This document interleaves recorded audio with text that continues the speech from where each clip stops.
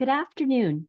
Welcome to today's producer webinar for extended producer responsibility for packaging and paper, hosted by Divert NS.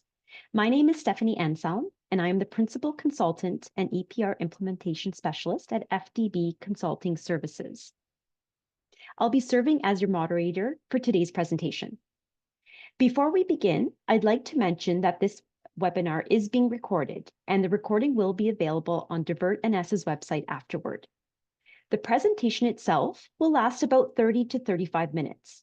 During the presentation, all participants will be muted. However, we encourage you to utilize the question and answer section to post your questions throughout the presentation. We will have ample time to address these questions during the Q&A session at the conclusion of the webinar. I'll now hand it over to our presenters from Divert NS to introduce themselves. Thank you, everyone, for attending. I would like to welcome you to Divert's second webinar on the new EPR regulations, and we will focus today on the producer responsibilities for 2024. My name is Jackie Fay. I'm the manager of EPR compliance with Divert Nova Scotia, and joining me is Alana McPhee, our executive director of EPR oversight. We'll both be sharing content with you today. So we're going to get started.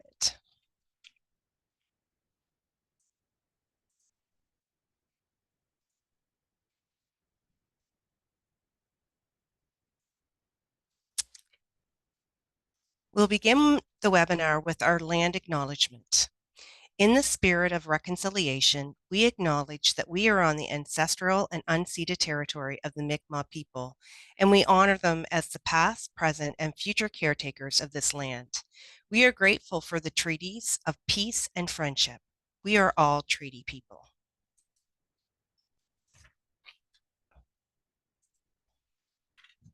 We have a full agenda for you today, and to start, we will review requirements and critical milestones producers need to be aware of coming up in 2024. We are also going to provide details related to obligations and requirements of the readiness report, including how they can be met. Alana will then provide an overview of important details related to supply reporting and other key requirements. 2024 is a critical and busy year to set the foundation for EPR program in Nova Scotia. The readiness report, which is intended to demonstrate a producer's plan to transition to EPR on December 1st, 2025, and the first submission of supply data are both due on October 1st, 2024. The full timeline outlining annual reporting due in 2027 at the end of this slide, you can see, is included here as well. However, today we're going to focus on the readiness report and the supply data that is due in 2024. As mentioned, the readiness report must demonstrate a producer's preparedness to manage the transition to full EPR on December 1st, 2025. The report must include such items as consultation and engagement activities with key stakeholders, and fundamental project details such as core implementation strategies, resources, and timelines required for the implementation. The regulation specifically speaks to municipal consultation and engagement, including how this feedback was incorporated into the work plan.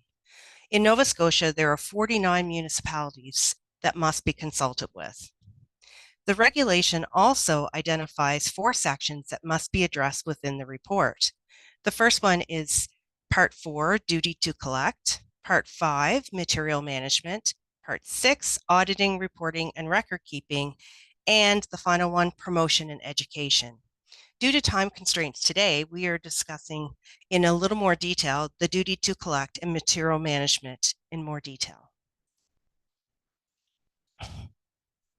Duty to collect refers to a producer's responsibility to establish and operate a common collection system in the province. As part of this, producers must ensure every eligible source receives collection within the province.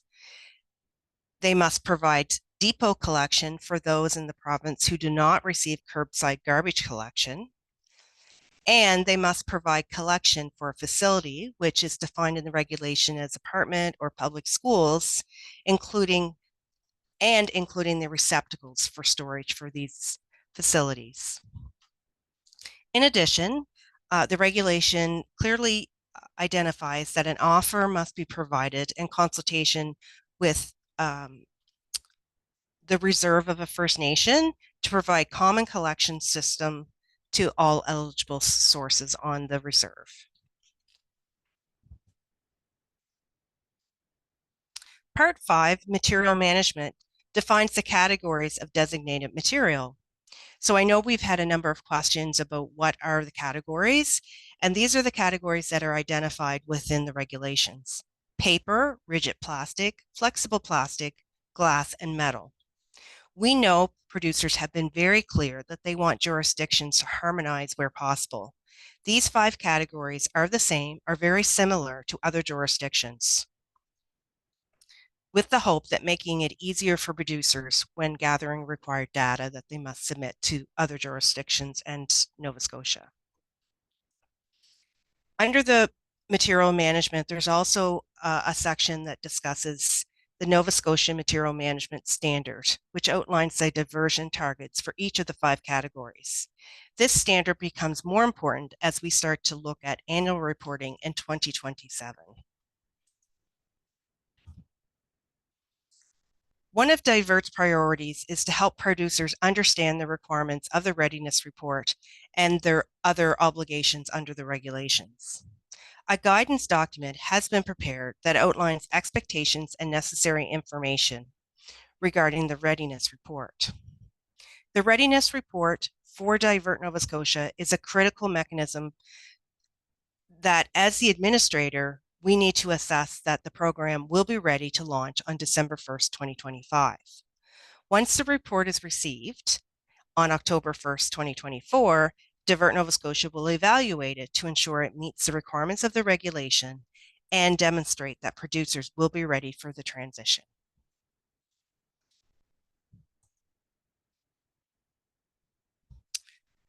So we've identified some of the responsibilities of the readiness report and the depth that's required to produce the readiness report and be prepared for December 1st, 2025. For producers, there's 2 options to meet this obligation under the regulation. The first is an individual producer may submit their own readiness report. However, all requirements and milestones must be met that are outlined in the regulation. Or a producer can delegate this to the pro. Currently, there's only one pro registered in Nova Scotia, and that is Circular Materials. So we do want to stress here that if a producer is considering completing the readiness report on their own or themselves, they do need to contact us at Divert Nova Scotia to set up a meeting and review the plan that the producer is thinking about implementing and some of their obligations further to ensure that they're on the right path. Oops. Sorry, I'm going to go back here.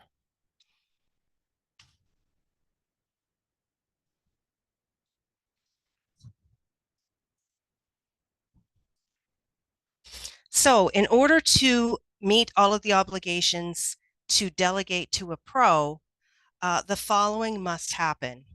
It is important that the pro delegation happens in the Divert Nova Scotia online portal. This will be ready in July, very close to the 8th of July. The portal will reopen with this functionality included.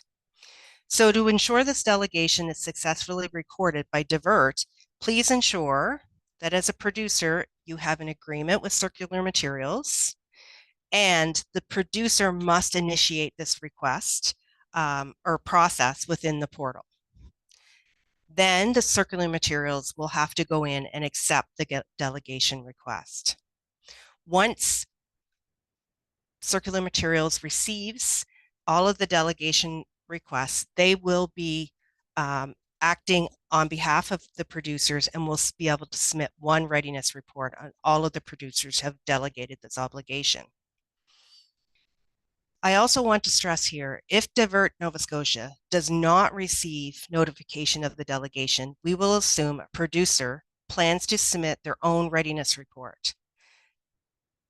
So it is important that producers do this activity as soon as they can after July the 8th, but definitely before the circular materials has obligations where the reporting to them is required.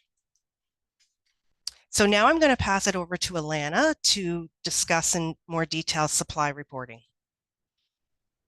Great, thanks, Jackie. So we are going to switch gears now and talk more about what we call initial supply reporting. We have a deadline again coming up of October 1st of 2024.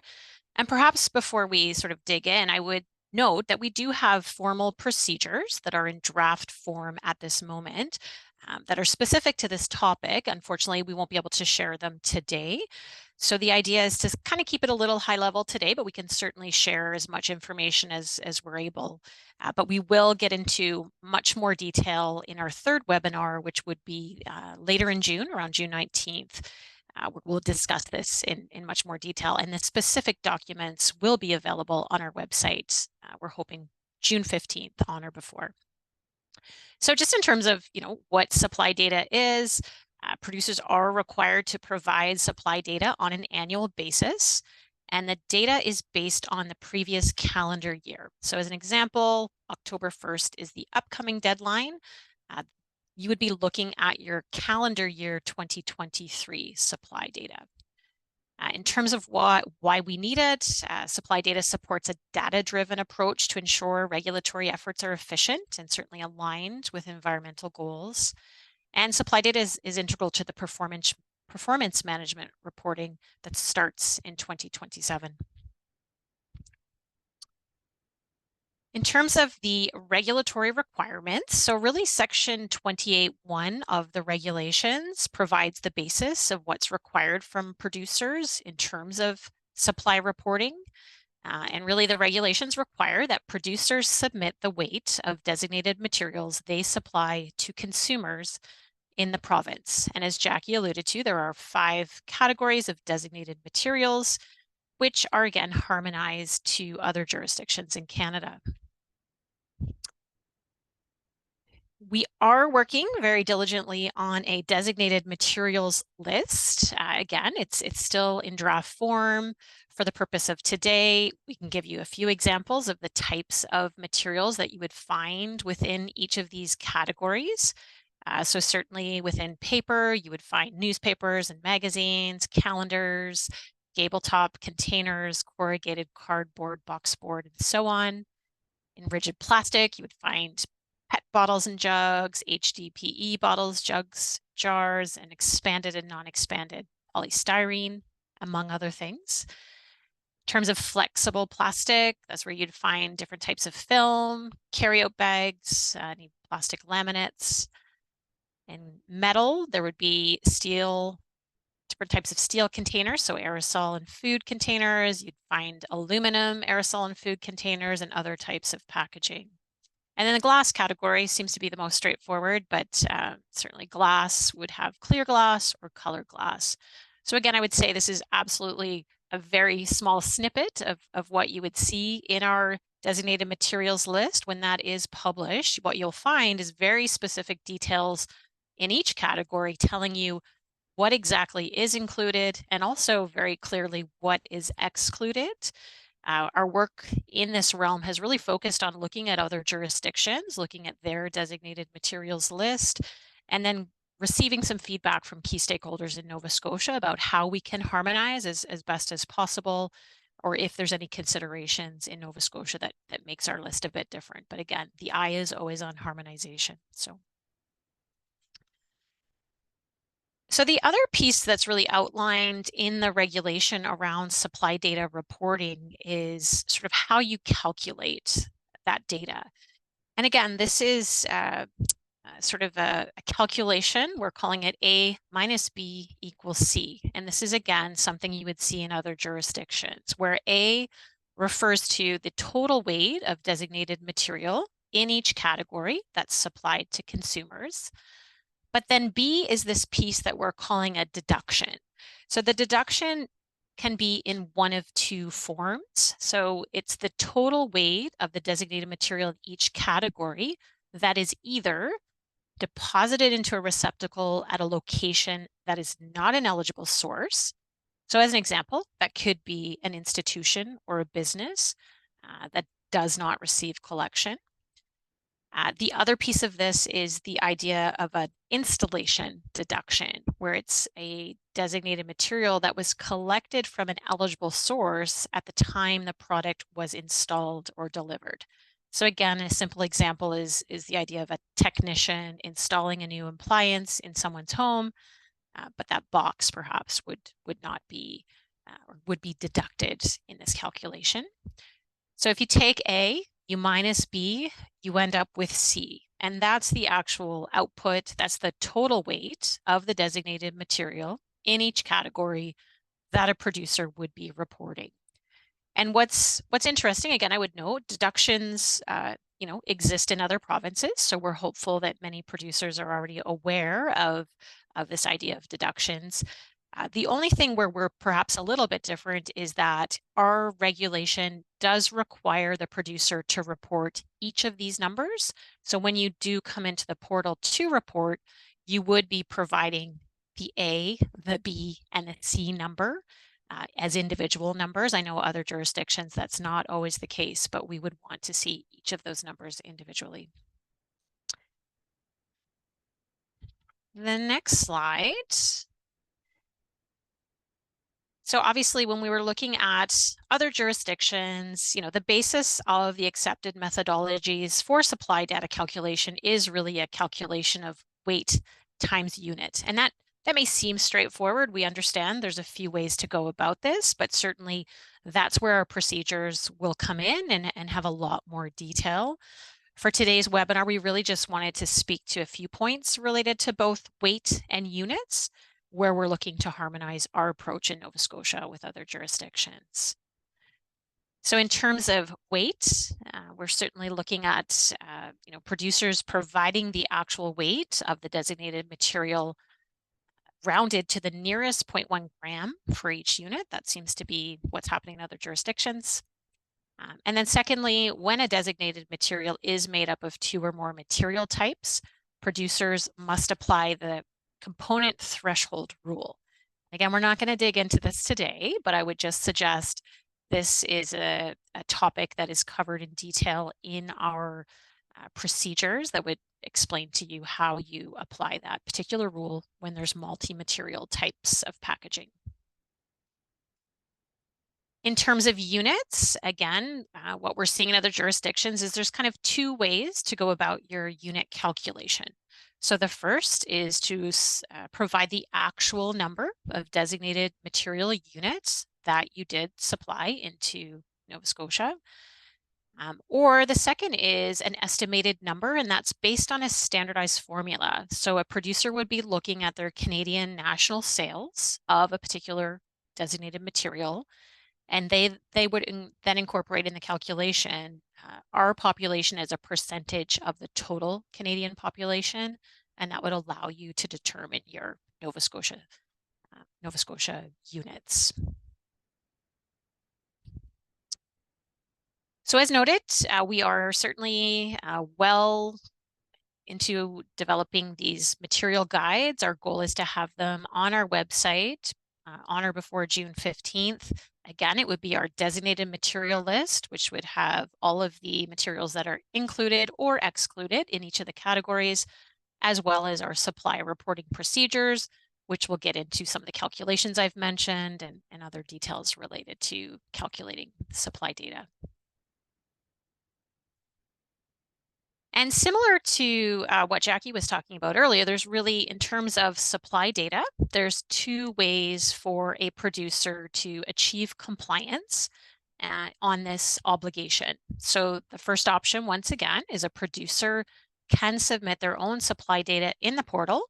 And again, this means that you must meet all the requirements of the regulation in terms of that submission. The second obligation is you can delegate to a pro. And so a producer can delegate to circular materials, and circular materials would enter the supply data on your behalf. That process starts as of June 8th. So in terms of pro delegation and compliance, this is a very similar slide. We'll just reiterate what Jackie has said, but the idea of pro delegation, for you to do that, it has to happen in our portal. And in order for that to happen, the producer must have an agreement with the pro. So what happens is when you come into your account on July 8th or shortly after, you would check a box that would indicate you're looking to delegate supply data to the pro. That would set off a series of notifications so the pro knows that request is sitting there. The pro on their end would then be required to confirm their acceptance of that delegation. And as soon as they accept that delegation, again, there's a notification back to the producer to confirm that relationship. Or again, if there was no contract in place, they would have that option to reject that request as well. The one thing I would note is that in Nova Scotia, in our regulation, there is a requirement that if a pro is providing supply data, an attestation would be required from the producer. And so that is a template currently we are working on at Divert Nova Scotia in terms of creating a standardized template that would be in our portal. You could download it there. The producer would sign off on that attestation and then provide it to the pro who would upload it into the portal. So again, just a regulatory requirement that's important to keep in mind. So just a few other requirements related to supply data. So in our regulation, in terms of record keeping, there is a requirement for producers, pros, and processors to keep records, whether that's in paper or electronic format, for a 5-year period. So there's different types of records. So that could be records related to the information you're submitting into the portal, into our registry. That would be also records related to the weight of designated materials that you're supplying into the province. And then again, any sort of agreement that might be related to this information that's described in this section would also be something we'd want folks to keep for the 5-year period.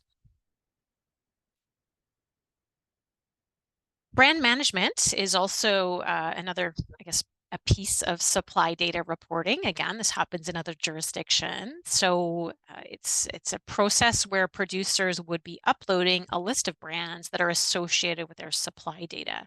And really the purpose of brand management data is that it helps the administrator, so Divert Nova Scotia, understand the PPP landscape here in our province, but it will also help us undertake compliance activities. So if we're looking to identify free riders, so perhaps producers who are out there that aren't paying into our system, or also if there's any duplication of brand reporting between producers, we can identify that and fix that up. So for us, our form of brand management is going to be an Excel file. It will be a standardized template that we will supply to producers, and you would upload your list of brands each time you every year when you're providing your supply data. So with that, that's really the information we had to share in terms of readiness report and supply data today. I would call your attention to some key dates happening between now and October 1st. So as we've mentioned, June 15th is the date that we're looking to post key documents. So the attestation form, we'd be looking to post our designated materials list. We'll have our procedure related to supply data methodologies, and the brand management template would also be available that date as well. We are planning another webinar on June 19th. So that will be a walkthrough of our portal. So it'll be a very detailed guided tour of each section of the portals, from pro delegation all the way through to supply reporting. Will be an opportunity to ask any questions in advance of that portal opening. So that happens on July 8th, the next milestone. So that will be the date that we open the portal. It will have that enhanced functionality that will let producers come in and get started on those regulatory obligations. And certainly October 1st is that deadline. So it's the deadline for initial supply data as well as the readiness report. So lots of key dates coming up. So what's next? Kind of mentioned both these things, but our next webinar is on June 19th, which will be the walkthrough of the portal. And then again, check our website for the guidance documents by June 15th. I think the next slide is just, again, some important links. Maybe we'll just go back, Jackie. The links are just there so that you have access to our website. So Divert's got an EPR oversight webpage. LinkedIn is a place where you'll find some of our most recent updates related to EPR oversight. Circular materials websites there. Certainly, if you haven't reached out to the pro, I would encourage you to reach out to them. I would note that while we have deadlines for things like supply data, circular materials acting as a pro has their own deadlines as well that might be a bit sooner than ours. So I would encourage you to reach out. And then, as always, if you have any questions at all on any topic, you can reach out to EPR support at divertns.ca or contact Jackie or myself directly for any topic. So with that, yeah, we're into Q&A. So that's great. We're just at the half-hour mark. So at this point, we'll hand it back to Steph, and she'll walk us through the questions that came up during the webinar, but certainly happy to answer other questions as well. Great. Thanks, Alana. So I will get started. So our first question, will you be sharing the slides? Yes, we did acknowledge that at the beginning of the webinar. For those that may have joined a little bit later, we will be sharing this post-webinar, so you will have access to the slides. As our next question is from Anthony. In the absence, or sorry, I don't see. Sorry, it's an anonymous. My apologies, Anthony. I was looking at your question. It's an anonymous question. I don't see craft bags listed under paper products. Would that be a subcategory? So maybe before I turn that over to Alana, I just want to reiterate that the slide that you saw was just a sample or examples of what could be in those categories. That there will be a designated material document that will be issued and published by Divert on June 15th. But I'll turn it over to you, Alana, if you want to add anything else. Sure. So I'm just looking at our draft list. And again, unfortunately, it's not finalized yet, which is why we're not able to share it today. But I would suggest, yes, craft paper bags are on the list. Things like prescription bags, flower bags, things like that. So I would expect you'll see them in the final list as well. Thanks, Alana. So now we're at Anthony's question. In the absence of actual number of units supplied to Nova Scotia, what allocation methodologies would you accept? So we did talk about two acceptable methodologies on the slide that we did discuss, but Alana, maybe I'll just ask you to reiterate what the second methodology would be. Sure. And do we want to go back to that slide? I don't know, Jackie, if you can slide it back to the one that talked about using the population as a factor in your... Yeah, so this was sort of the slide that spoke to that. So there will be two accepted methodologies in Nova Scotia. So again, if you have the actual number of designated materials, that's great. But if not, if your preference is to estimate, it would be based on the standardized formula, which takes into account your Canadian national sales of a particular designated material, and then factoring Nova Scotia's population as a percentage of that Canadian population. So again, this is a formula that's accepted in other jurisdictions that we're following suit on, that allows you to have that estimated number based on your Canadian sales. Thanks, Alana. So we have a question from Emma. If a producer has already assigned with the pro, so signed a contract, do they still need to go into the portal and assign supply reporting and other obligations, or is that all going to be taken care of? So I will attempt to answer the question and let Alana or Jackie jump in if I've missed anything. So we are asking that on July 8th or afterwards, that each producer goes in and delegates those responsibilities, being the initial supply reporting and the readiness report, to the pro if you have a signed contract with the pro. That will be your obligation. And we'll go into more detail on how that looks and feels on June 19th. And there is a role for the pro to play, as Alana had described, for them to accept your delegation. So we will need both yourselves and the pro to come in to the portal to complete that activity. But if I've missed anything there, Alana or Jackie, please feel free to add on.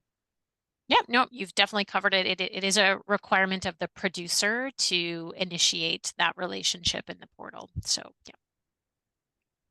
So there's a question from Wade. When can we expect to see price per kilogram for each material?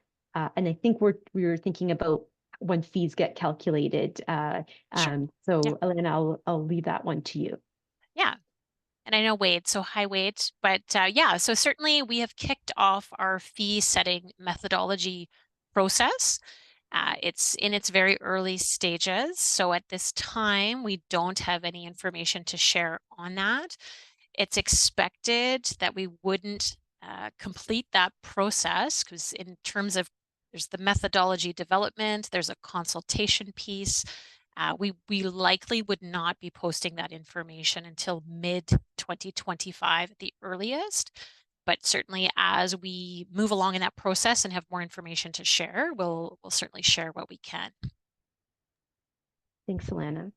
So we have a question, is circular materials the only pro in Nova Scotia? It will not be a multi-pro system, correct? Yes, that's correct. It's only circular materials is the only pro in Nova Scotia. Okay, so we'll move on to the next question from Anthony. So for the deductions, what supporting documentation do you require the producers should keep? I'll maybe turn that to Alana. Sure. So yeah, so again, that's information we're reviewing from other jurisdictions. We're looking at Ontario and Alberta. We have not formally created our procedures around that. So I just would say by June 15th, we'll have all those decisions ironed out. But as I say, we're looking at other jurisdictions from a harmonization point of view to try and be as aligned as possible for the benefit of producers. So. Thanks, Alana. So we have a question from Chris. If we sell beverage containers and report and remit to Divert NS monthly, will this supply data be deducted?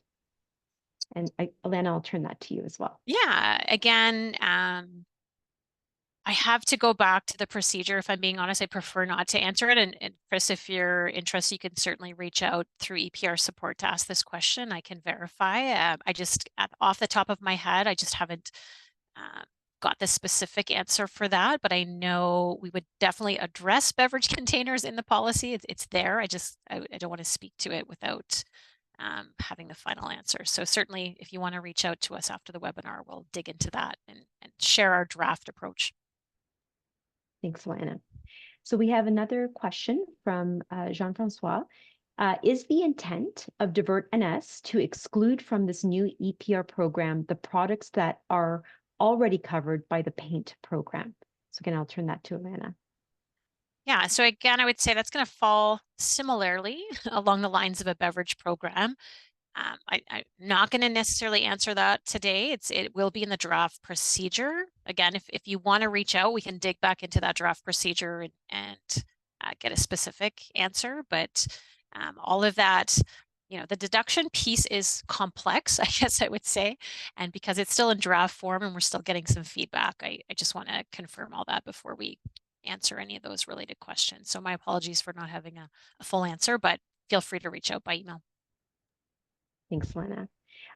We have another question from Anthony.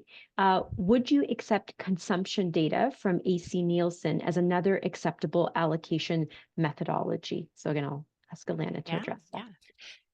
So at this point, in talking to other jurisdictions and how they approach accepted methodologies, we will only start with our 2 acceptable methodologies. It's not to say in the future there couldn't be other methodologies that we would adopt as accepted, but at this point, and again, having talked to other jurisdictions and their approach on this, we would just be accepting the two that we've outlined. I'll be honest, I haven't heard of the methodology you are referring to, but we have heard inklings of other sort of industry calculators that might be out there. And at this point, again, we're going to be very defined in our specific methodologies, but it's not to say over time that we can't find ways to work across jurisdictions and open up more options related to that. We've certainly had conversations about that with the other jurisdictions. So great. Thanks, Lana. Our next question is, would you please explain the example with the box of the delivered appliance, if delivered to residential consumers, still eligible for deduction? right. So again, that is looking at other jurisdictions, they've I think in Ontario they call it an installation deduction. So it's that idea that there is a box attached to a particular product, but in the end, that box is not staying with the consumer because it's actually going back with that technician who installed it. You are able to deduct that particular that weight or that designated material. So I don't know if that, maybe that doesn't explain, but that is an example of, again, what in other jurisdictions they do call it an installation deduction. Yeah, and if as we get through these questions and answers, if there's other questions you want to pose from, please continue to feel free to add to the chat here. Thanks, Selena. I'll go to the next question. In regards to brands being reported, does this include private label products we supply to certain retailers? My understanding is that would be yes. Again, the brand management template is simply any producer listing, all the brands that are attached to their supply data. So I would think, yes, the private label would also be included and delineated in your report. Great, thank you.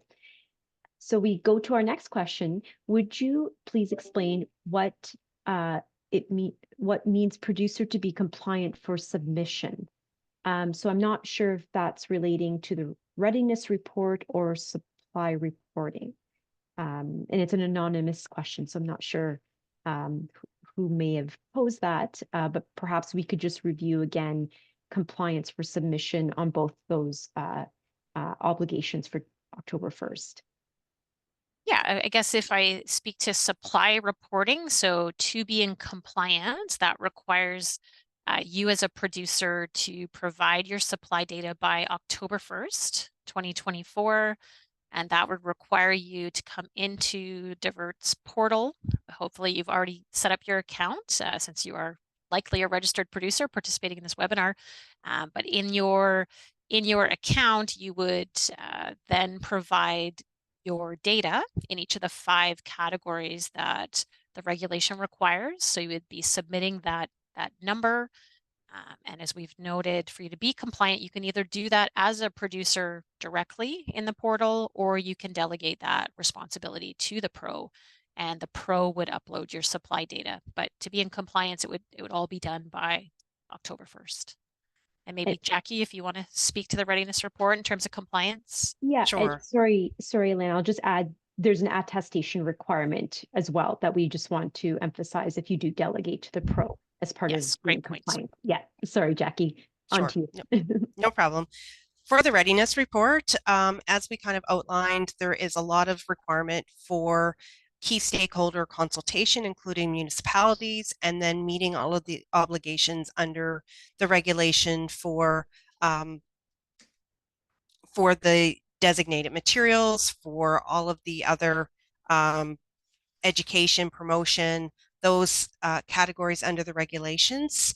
And then if the producer was going to decide to do the readiness report themselves, we would like to sit down with the producer and go in detail and make sure that they understand all of those requirements and provide them with the document that we did provide to Circular Materials, the pro, that's in progress right now of doing consultations as required under the regulation for the readiness report. So in order to be compliant, the producer would then have to, if they were going to delegate it, go into the portal, designate specifically the readiness report to the circular materials, to the pro, and then the pro would have to accept that so long as there was a contract in place. So very similar in nature to the supply reporting. But I think if a producer is planning to do or considering doing the readiness report themselves, we really would like to have a conversation and sit down and talk about what their plans are and ensure they understand all of the legislative requirements to set them up for success. Thank you, Jackie and Alana. So I'll go on to the next question. Would there be oversight or program fee from Divert and S like RIPRA here in Ontario? Alana, I'll pass that one to you. Yeah, so certainly we are similar that way. So yes, there would be an administrative oversight fee paid to Divert Nova Scotia. In addition, a producer would also be paying a fee to the pro, Circular Materials, who will be managing the operational side of the program. So I would point out that in Alberta, similarly, you have an organization like ARMA that's doing the oversight role and charging a fee as well. So when I was talking about the fee setting methodology in an earlier question, that is related to the fees that would be charged back to producers for our oversight role. Thanks, Alana. Our next question is, are returnable and refillable containers subject to EPR program / reporting? So yeah, great question. Not something I'd have to go back to our draft list. And I'm not sure if you're referring to more of a formal returnable, refillable program that may exist in Nova Scotia, or if there's maybe there's an opportunity for you to reach out to us directly or ask a more detailed question. But or maybe you're talking about something like a Tupperware container, you know, I'd have to go back to our list to verify that in our approach. But yeah, sorry about that.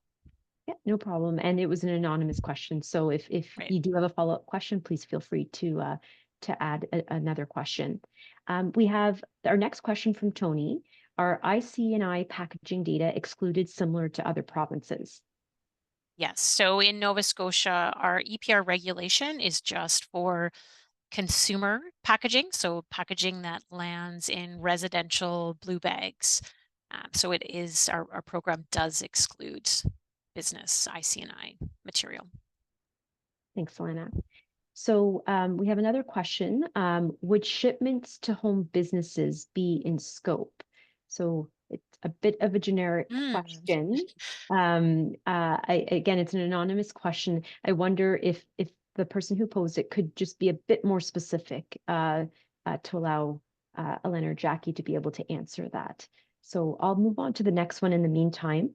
Since 2023 data information is due June 15th, we will only be getting charged for half the year. So maybe I'll just start before we talk about the fee piece of this.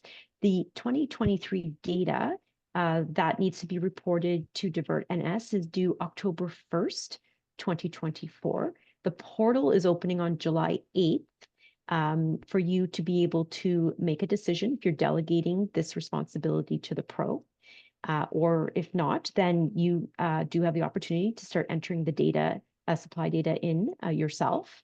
June 15th, that date was when Divert NS will be providing you more details on procedures that we've talked about and key materials that we've talked about today that will be in more detail. So June 15th is more a date that Divert NS will be committing to provide you more information. And we will have a webinar on June 19th that will go into some more detail as well. So hopefully that answers the question. The first part of the question, getting charged for half the year. Maybe I'll let Alana kind of. Sure. Yeah, so really, again, we've had the question about fees. So as we've noted, by the time we've gone through a lengthy process that involves developing the fee methodology document, consulting with producers, revisiting those fees once we consult and incorporate feedback, our timelines don't show us having the actual fee to share with you until mid-2025. And so then the decision becomes, when will Divert Nova Scotia actually charge fees? So I will say we have been told by Circular Materials they will not start charging fees until January of 2026. We are, again, we have a decision to make whether we'll charge fees starting, maybe in the fall, maybe in September of 2025, or if we would look to align with Circular Materials. But there's a lot of discussion to happen behind the scenes on that, and a lot of considerations. And as I noted, really that fee methodology piece is the part that sort of kicks that whole conversation off. So again, when we have more to share on those timelines and those details, we'll happily share, but it's very much in early stages at this point. But yeah, appreciate the question. And maybe just to add that the oversight function came into effect on August 2nd of 2023. So just that's a consideration as well, that the function has been in existence since August 2nd of 2023. Right. So I will go back to the question. There was a follow-up question posed, home business question that was, our company is an online business whose primary customer is small and medium businesses. Some customers will be home businesses. Right. So yeah, that's fascinating. I will say not something we've necessarily discussed because again, it's I find this file, there's something new every day. Where we are a residential based EPR program, that is a tricky component of, it's a mixture of home based, but it's a business. So I think what in this case, it's a great question. It's something we do need to think about. And often, we do go back to government to say, what was the intent of the regulation? And I think this is a great piece to take back to government and have that conversation just to understand where they fit in. Because right off the bat, I can't answer that, but I think we do have to put some thought into it. So thanks for raising that, and we can certainly keep you up to date, or you can certainly reach out on that directly if you'd like with our EPR support email. Great, thanks, Alana. So we have a couple more questions. Sure. The next one being brand management template. So is this for beverage containers or also for products that are subject to EPR reporting of printing packaging materials? Sure. So great question, and a great reminder to perhaps just reiterate, many producers on the call would know Divert Nova Scotia because we do run the beverage program in Nova Scotia, and we also run the tire recycling programs. And those are our stewardship programs. But today's webinar and the activities of our oversight division are fully focused on printed paper and packaging. So it is just the PPP. And so for that reason, when we talk about the portal and we talk about your obligations, it is really related to the packaging. So it's brands related to the products and packaging you're putting on, out under that regulation. So. Thank you, Alana. And our last question, just I think a question to clarify. Sure. What to outline the upcoming payments and payment timings. Which payments are due in 2024 and which are due in 2025? Sure. So with confidence, we can say there are no payments due in 2024. So maybe again, to reiterate something we talked about in our first webinar, in Nova Scotia, we've decided to, we call it decouple supply data reporting and invoicing. So maybe in some other jurisdictions, those happen together. But as a best practice, what we've learned from other jurisdictions is it's better to get your supply data, do some verification, really understand that data before you start to invoice. And hopefully we can, in that approach, reduce the amount of adjustments that have to happen in the system. So I would say that we're decoupling those things. So certainly no payments in 2024. Now in 2025, there is a possibility we would be charging for oversight. Again, it comes back to that fee methodology, the consultation, all the legwork we have to put into determining some of these decisions. But I guess what I would point out is when we're thinking about fees, there is a startup component to what will be charged as a fee, and then there'll be sort of this ongoing operational cost of Divert for providing oversight. And so we're trying to figure out in the fee methodology, where do the startup costs fall? Do we spread them out over a period of time? Those are all things that would be mapped out in the fee methodology and would be open to consultation for producers to weigh in on as we make some decisions around that. We would present them, get your feedback, and so forth. So, and I see this question. I can see it on Okay. my screen as a Yeah. follow-up. Okay. So correct. So in October, when you provide your initial supply data, there will be no invoice automatically generated and sent back to you. And that is, again, different from certain jurisdictions. So appreciate, it's really good to reiterate that. But yeah, so we will probably likely never put those two activities together, because again, we've learned from other jurisdictions that getting the supply data in first is helps reduce, again, the back and forth and any sort of adjustments that need to be made in the system. So better to separate the activities of providing the supply data and then invoicing. So, and I'm glad you said perfect. I'm glad that makes you happy. Thank you. So it looks like we have answered all the questions. So thank you, everyone. Great questions that were asked. And again, if there are any follow-up questions, EPR support is a great way. Oh, we have one more question. Sorry, I spoke too soon. So the question is January 2026 invoice based on fee rates that may be determined mid-2025. Sorry, last clarification. Right. So when I said January 2026, I'll clarify that we know, and if you're already connected to Circular Materials as your pro, that is when they are invoicing. So they will be invoicing for their operational costs in January 2026. Divert Nova Scotia has a decision to make, and right now, in our timelines, we would be considering charging our fees in likely September of 2025.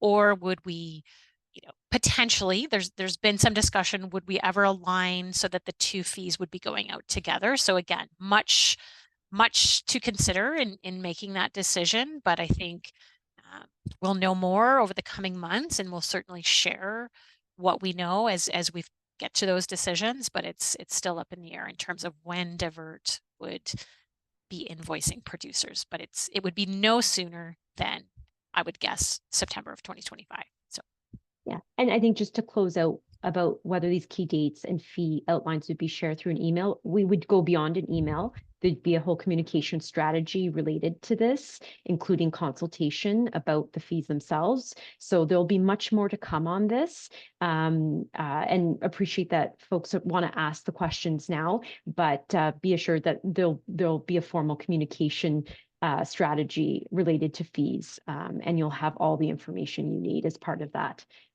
But thank you for the question. Great questions today. So one last question on the readiness report. Where can we find the requirements for the readiness report? And thank you for all the information. And Jackie, I'll let you Sure. speak to that. So the readiness report is outlined specifically within the regulations about everything. It's kind of step by step in the regulation. If you have questions specific to the readiness report, I highly recommend that you reach out to the EPR support, and we can set up a call and kind of go through step by step what those are. And then we can also share our guidance document as well with you to go through that. So the regulation would be the first place to start.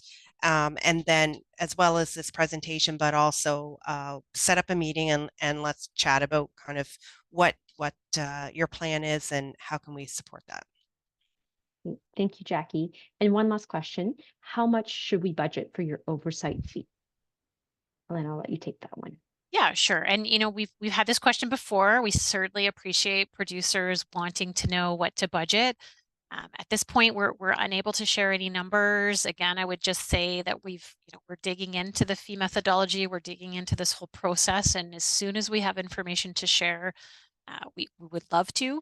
But at this point, I don't really have any numbers, but we'll keep you posted. So, ballpark estimate, love it. I can't even make a ballpark estimate, but I think I'll take it back internally to see, again, what can we share? We recognize you want a budget. We recognize this is important to producers. You know, knowing this fee methodology process is lengthy and it doesn't happen overnight. Are we able to share any numbers? You know, I think we'll go back to that. So, so yeah, again, we hear you. We definitely hear you, and we'll take this back. And yeah. Yeah, thank you, Alana. And of course, we're happy to have such great engagement, and thank you for all the questions. It's been great. So I'm gonna say again, and we might get another question in, that I think we're at the conclusion of our questions. And again, appreciate everyone's engagement and thoughtful questions that are being asked. And I don't think we see any more questions here. So that would be the conclusion of our webinar for today. And again, thank you everyone for your attendance and your engagement in the webinar. Yes, thank you very much.